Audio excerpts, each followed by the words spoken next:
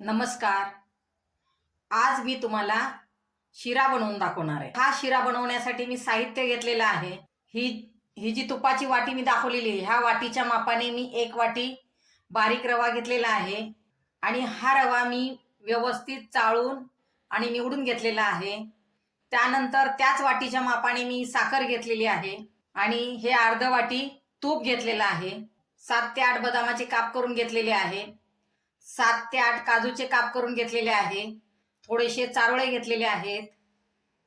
थोडीशी वेलची पूड घेतलेली आहे आणि केसर घेतलेला आहे. केसर हे ऑप्शन मध्ये आहे. तर मी हा शिरा बनवण्यासाठी पाणी वापरणार आहे. तर हे पाणी मी ह्या वाटीच्या मापाने 2 वाटी पाणी वापरणार आहे. घाई गडबडीच्या वेळेस पटकन होणारा हा शिरा मी तुम्हाला बनवून दाखवणार आहे आणि त्या पद्धतीने आपणही बनवा. आणि जर आपण माझ्या चॅनलवर नवीन असाल तर माझ्या चॅनलला लाईक, शेअर आणि सबस्क्राईब करायला विसरू नका. चला तर मग आता आपण शिरा बनवूया. आपली कढई बऱ्यापैकी गरम झालेली आहे. आता त्याच्यामध्ये आपण सगळ्यात पहिल्यांदा हा जो शिरा करण्यासाठी रवा घेतलेला आहे तो रवा आपण भाजून घेणार आहोत. रवा भाजायच्या वेळेस मात्र गॅसची जी फ्लेम आहे ती मध्यम करायची आणि मग हा रवा भाजून घ्यायचा. या रव्याला तुम्ही पूर्ण भाजेपर्यंत कंटिन्यू हलवायचं. आपला रवा भाजून घ्यायचा. रवा भाजत आला की त्याचा घरभर खमंग वास येतो. पहा आपला रवा थोडासा लाल व्हायला लागलेला आहे. आपण जर रवा व्यवस्थित भाजला नाही तर आपण केलेला जो शिरा आहे तो आपल्या टाळ्याला चिटकतो आणि शिराही आपला चिकट होतो. आता आपला रवा बऱ्यापैकी भाजत आलेला आहे. आता आपण ह्याच्यामध्ये जे तूप घेतलं होतं हे तूप आपण त्याच्यामध्ये ऍड करणार आहोत. याच्यामध्ये आपण एक पूर्ण तूप ऍड करणार आहोत. आता आपण याच्यामध्ये पूर्ण तूप ऍड केलेलं आहे. आता ह्याला व्यवस्थित हलवून घ्यायचंय आणि तुम्ही पाहू शकत असाल तर आपल्या जो रवा घेतला होता त्याचा कलरही चेंज झालेला आहे. जेव्हा तो भाजला जातो तेव्हा घरभर खमंग वास सुटतो. तर आता आपला रवा बऱ्यापैकी भाजला गेलेला आहे. तर आता आपण हा रवा काढून घेऊया. आता आपण आपला हा रवा काढून घेऊया.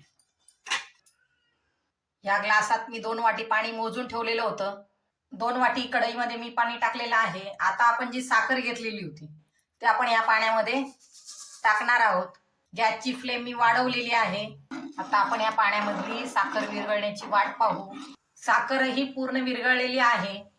तर माझ्याकडे साय होती, ती अर्ध फुलपात्र आहे, ती याच्यामध्ये मी ऍड करणार आहे. ही जी मी साय टाकलेली आहे ती ऑप्शन मध्ये आहे.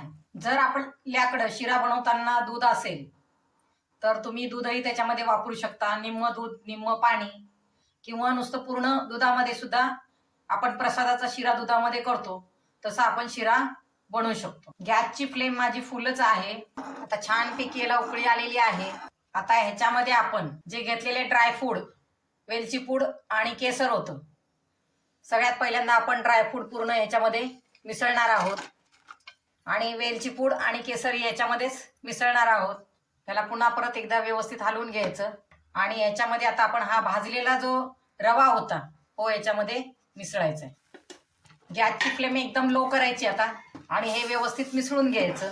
हे व्यवस्थित मिसळून घेतलेलं आहे आपण आता. आणि याच्यावरती 2 मिनिटासाठी झाकण ठेवून हा शिरा व्यवस्थित वाफवून घ्यायचा आहे. 2 मिनिटं झालेली आहेत. पाहू आता आपण. वाव, आता पुन्हा परत त्याला एकदा हलवून पाहायचं. पहा किती सुटसुटीत झालाय आपलं शिरा. खूपच छान. पहा मी सांगितलेल्या पद्धतीने आपणही शिरा बनवून पहा. आपला हा शिरा तयार झालेला आहे. गॅसही बंद केलेला आहे. आपण जर रवा व्यवस्थित भाजला तर आपला शिराही छान होतो. तुमच्या घरातील लहान थोरांना, सर्वच मंडळींना तो खूप आवडेल.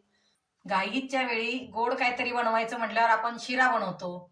मग अशा वेळी मी सांगितलेल्या पद्धतीने आपणही शिरा बनवून पहा.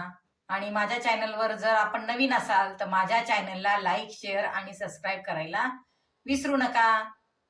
या तर मग शिऱ्याचा नाश्ता करायला.